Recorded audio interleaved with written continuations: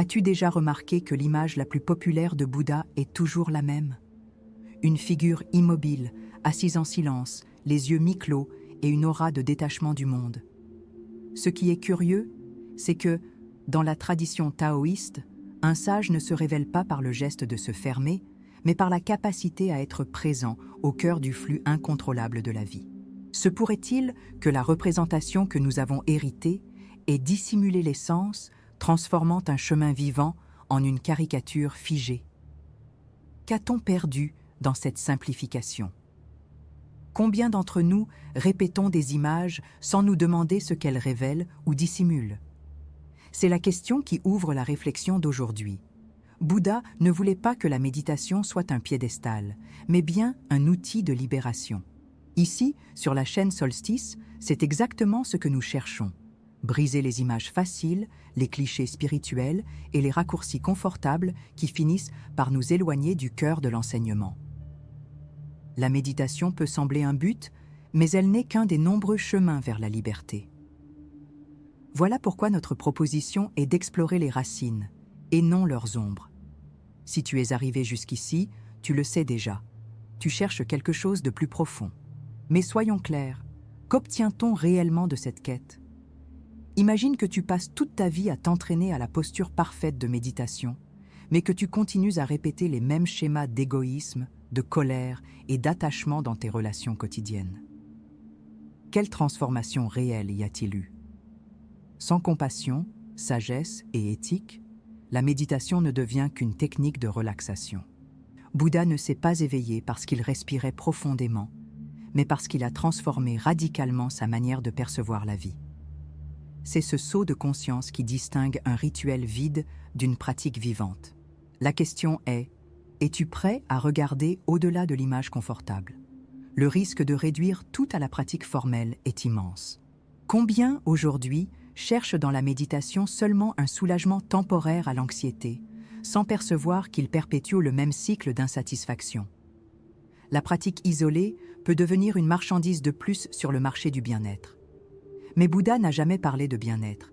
Il a parlé de cessation de la souffrance. Ce n'est pas la même chose. La souffrance cesse quand l'esprit se libère de l'illusion, non quand il trouve un nouveau calmant sophistiqué.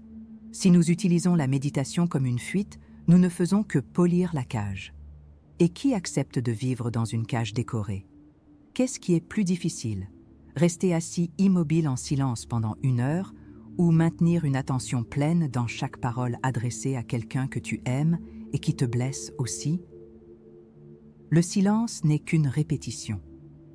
La véritable scène de la conscience, c'est la vie quotidienne, où chaque geste pèse et chaque choix façonne l'éveil. N'est-ce pas justement là, dans la friction avec l'autre, que l'esprit est vraiment mis à l'épreuve? Bouddha enseignait la présence dans toutes les dimensions de la vie, pas seulement dans un rituel formel. La pratique vivante exige du courage au quotidien. Si ce thème provoque un malaise, c'est parce qu'il touche un point aveugle de la culture contemporaine. Nous confondons les moyens avec les fins. Le taoïsme mettait déjà en garde contre cela en disant que le chemin n'est pas la route visible, mais la manière de marcher. Le noble sentier octuple ne s'achève pas sur le coussin de méditation. Il s'étend à chaque respiration qui se transforme en action. Chaque jour passé dans la distraction est un jour perdu pour l'éveil. Combien de temps vas-tu encore attendre? La vie ne retarde pas le flux. Soit tu t'éveilles maintenant, soit tu restes prisonnier des images qui réconfortent et enferment. Cet espace est pour ceux qui sentent qu'il manque quelque chose d'essentiel dans la façon dont la spiritualité est présentée aujourd'hui. C'est pour ceux qui ont déjà compris que réduire Bouddha à une icône de méditation, c'est nier le pouvoir transformateur de son message. C'est pour ceux qui recherchent une sagesse appliquée, une compassion vivante et une liberté intérieure qui ne se limitent pas à des techniques. Le gain est immense, clarté d'esprit, authenticité dans l'action, présence au quotidien. Si tu ressens cette urgence, tu es au bon endroit. Et si tu ne la ressens pas, c'est peut-être justement pour cela que tu as besoin d'entendre ce message. C'est pourquoi, avant d'aller plus loin, fais un choix simple. Abonne-toi à la chaîne Solstice et active le rappel pour ne pas manquer le prochain contenu. Ce geste représente la disposition à ouvrir un espace pour des réflexions qui défient et qui élargissent. Laisse aussi ton like comme signe de présence consciente, comme pour dire « j'ai entendu, j'ai accueilli, je veux continuer ». Le chemin de l'éveil commence par de petits gestes d'attention. Et peut-être que le premier de ces gestes est de ne pas laisser passer ce contenu inaperçu. Au siècle avant notre ère, l'Inde traversait une transformation culturelle intense. Rois, ascètes et philosophes se disputaient le sens de l'existence sur fond de guerre territoriale et de faim spirituelle. Dans ce contexte, un jeune prince nommé Siddhartha Gautama abandonne palais et privilèges à la recherche de la vérité. L'image que nous avons héritée de lui est celle de la quiétude. Mais sa vie fut mouvement, risque et confrontation avec des réalités que personne ne voulait voir. Il a vu la souffrance de près, maladie, vieillesse, mort. Ces expériences furent des chocs de réalité. C'est de cette mémoire collective que naît ce que nous appelons le bouddhisme. Mais si l'histoire commence par l'inconfort, pourquoi insistons-nous à la réduire à un calme artificiel ? Nous devons nous rappeler que le Bouddha ne prêchait pas l'isolement du monde, mais un engagement lucide. Pourtant, des siècles plus tard, l'Occident n'a importé que la partie qui servait au confort, l'image sereine du méditant immobile. Cette appropriation sélective a déformé le cœur de l'enseignement. Imagine la contradiction, transformer une pratique de libération en produit de consommation pour soulager le stress des bureaux. Si le message a été simplifié à ce point, que laissons-nous encore échapper ? Le risque est grand. Confondre sérénité esthétique et libération réelle. Ce n'est pas seulement une perte historique, c'est un appauvrissement spirituel. D'un côté, la pratique de la méditation entraîne la concentration, la discipline et la présence. De l'autre, sans éthique ni sagesse, elle peut renforcer le même ego qu'elle devrait dissoudre. Des psychologues comme Erich Fromm avertissaient déjà que la spiritualité décontextualisée peut être utilisée pour maintenir l'aliénation. Dans le taoïsme, Laozi disait que le sage n'accumule pas les techniques, mais se vide des illusions. Alors surgit la question inévitable. Que se passe-t-il quand nous échangeons le chemin tout entier contre un fragment stérile ? Nous restons pris dans les mêmes chaînes, mais désormais avec l'illusion d'être libres. Et l'illusion est toujours plus dangereuse que l'ignorance. Pense à l'impact de cela dans notre vie quotidienne. Combien de personnes répètent des heures de méditation, mais continuent à reproduire des violences subtiles dans leurs paroles, leurs choix et leurs relations ? Le corps peut être immobile, mais l'esprit demeure contaminé par l'attachement, la vanité et la peur. Sans transformation, la pratique devient simple performance spirituelle. Et la performance ne convainc que celui qui l'exécute, pas celui qui en subit les effets. L'attention réelle ne se trouve pas dans le silence, mais dans l'incohérence qu'il peut masquer. C'est la ligne ténue entre l'éveil et l'auto-illusion. Si nous ne comprenons pas cela, nous gaspillons l'opportunité la plus profonde de la vie, celle de transformer radicalement notre conscience. Maintenant, imagine ce qui se perd si cette leçon est ignorée. Le risque n'est pas seulement individuel, il est collectif. Une société qui réduit la spiritualité à une technique de relaxation crée des citoyens plus adaptés au système, mais pas plus libres de celui-ci. La promesse de paix devient anesthésie. L'éveil, qui devrait interroger les structures de pouvoir et les schémas de souffrance, devient un outil de maintien. Le prix de l'inaction est clair, demeurer dans un cercle de répétition en croyant avancer, alors qu'en réalité, nous tournons au même endroit. L'histoire du Bouddha n'a de sens que si l'on se rappelle qu'il ne s'est pas arrêté en chemin. Il a vu que les techniques sont des moyens, non des fins. Voilà le noyau qu'il nous faut retrouver. L'éveil se produit lorsque l'éthique, la compassion et la sagesse deviennent indissociables du quotidien. Si nous réduisons le message à méditer assis, nous trahissons la source même. À chaque génération qui passe, l'enseignement perd de sa vitalité. C'est pourquoi cette vidéo n'est pas un simple contenu à consommer passivement. C'est une invitation à affronter l'histoire de face avec courage et lucidité. Si tu es arrivé jusqu'ici, tu as déjà compris qu'il y a en jeu quelque chose de plus grand que des techniques. L'éveil n'est pas un futur lointain, c'est un choix présent. À chaque geste conscient, la réalité s'ouvre. Continue à suivre cette vidéo jusqu'au bout, car chaque détail a été pensé pour élargir cette perception. Et si tu veux soutenir cette démarche, abonne-toi dès maintenant pour ne pas manquer les prochaines étapes. Si nous comprenons que la méditation n'est qu'un moyen, nous devons alors examiner quelles pratiques nous rapprochent réellement de l'éveil authentique. La psychologie contemporaine a déjà démontré que la transformation de la conscience se produit lorsque nous unissons clarté cognitive et action éthique. Jon Kabat-Zinn, créateur du programme clinique de mindfulness, a montré que la pleine conscience n'est pas seulement s'asseoir en silence, mais appliquer la présence dans chaque geste de la vie quotidienne. Une pratique peu connue, mais étudiée par des universités, est l'entraînement à l'attention interpersonnelle, où le centre d'attention n'est pas le silence individuel, mais l'écoute active et sans jugement dans des conversations réelles. Cela produit des résultats puissants: réduction de la réactivité émotionnelle, renforcement de l'empathie et dissolution des schémas d'auto-illusion. Cet entraînement fonctionne parce qu'il attaque directement la racine du problème, notre difficulté à être présent dans les interactions humaines. Beaucoup de personnes parviennent à rester immobiles sur le coussin, mais perdent complètement le contrôle dans un simple conflit familial. C'est là que la pratique révèle son insuffisance. Des recherches en psychologie sociale, comme celle de Daniel Goleman sur l'intelligence émotionnelle, confirment que la transformation se mesure à la qualité des relations. Si la méditation ne se traduit pas par des paroles plus conscientes et des actions moins impulsives, quelque chose d'essentiel échoue. La solution est simple, mais exige du courage: entraîner la présence exactement là où les schémas les plus forts apparaissent, dans les relations. Lorsque nous utilisons la méditation seulement comme technique de relaxation, nous renforçons l'évasion émotionnelle.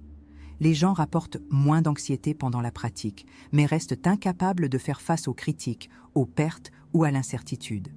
C'est l'effet secondaire de l'usage partiel, un soulagement momentané sans transformation réelle. La science appelle cela régulation superficielle. Et le pire, c'est que cet usage partiel crée une dépendance.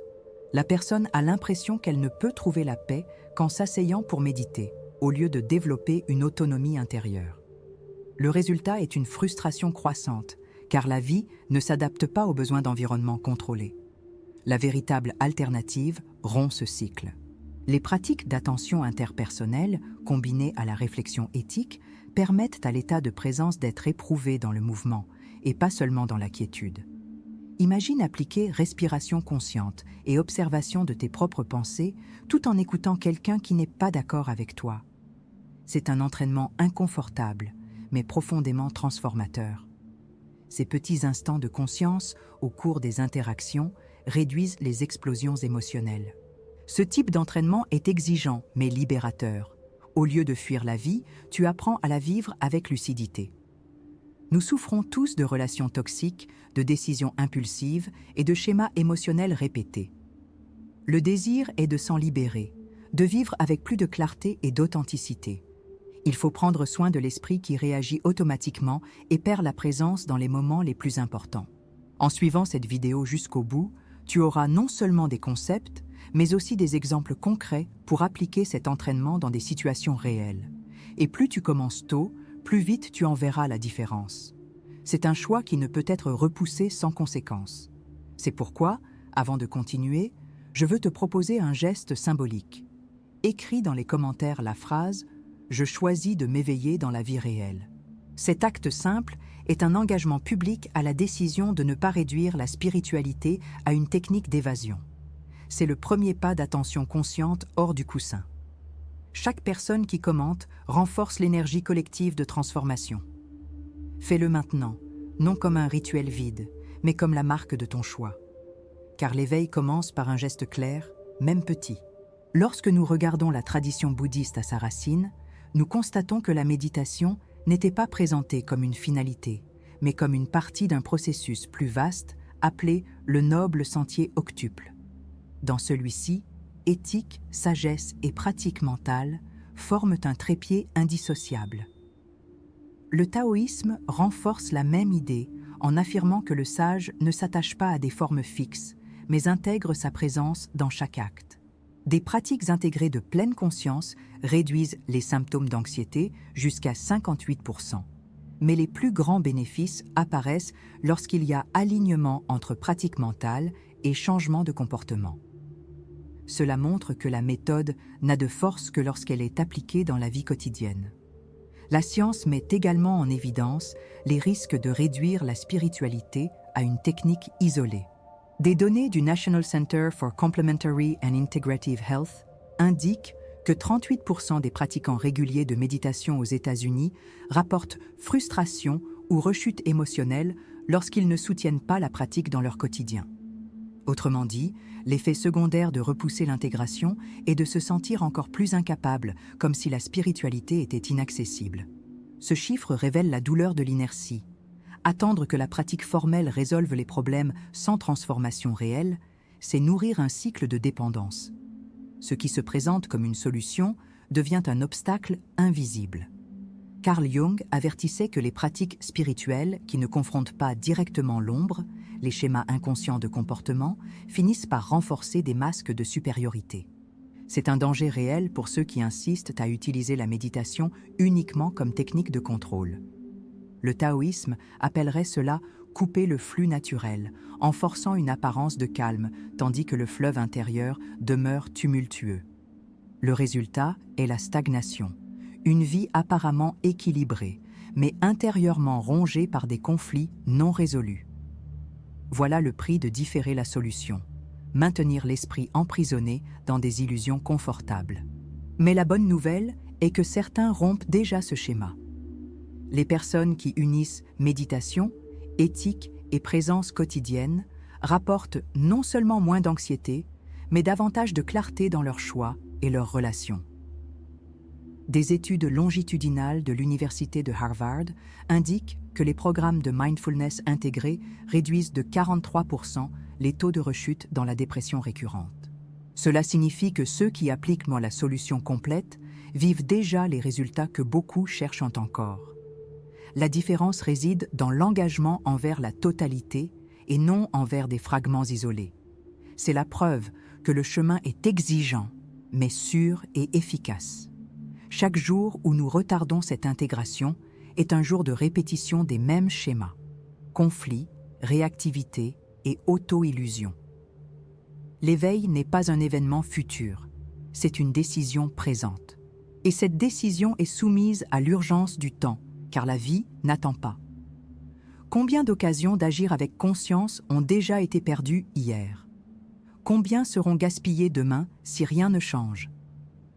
Le désir de transformation ne se réalise que lorsqu'il se traduit en action maintenant, pas en promesse pour plus tard. Par conséquent, la solution est claire.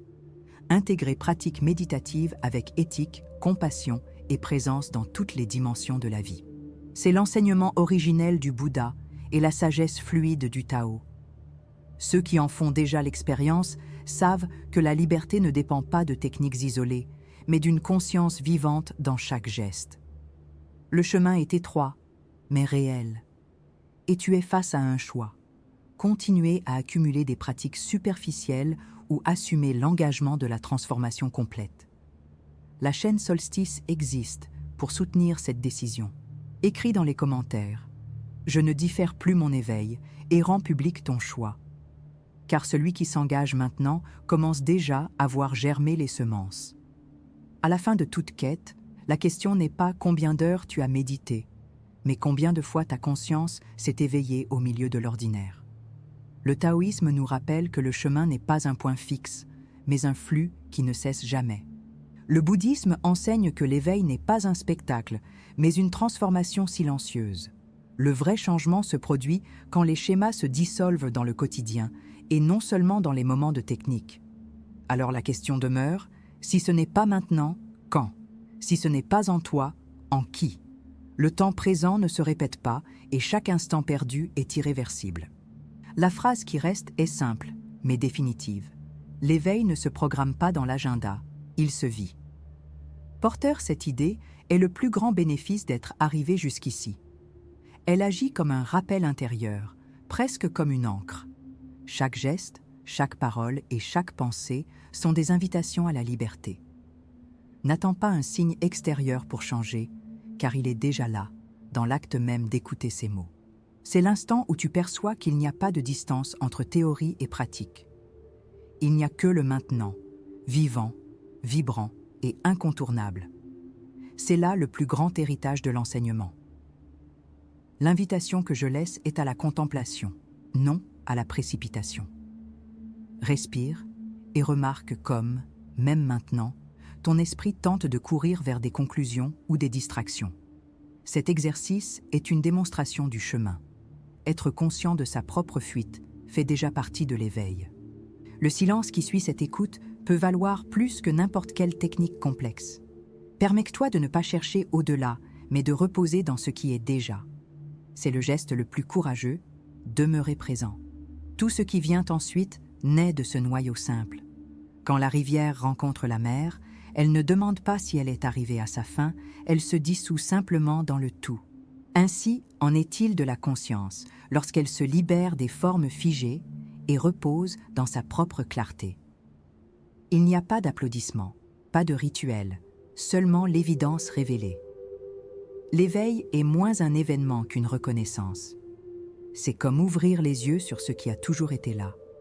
Cet instant contient déjà la plénitude que tu cherchais. Il n'y a rien à ajouter, seulement à vivre.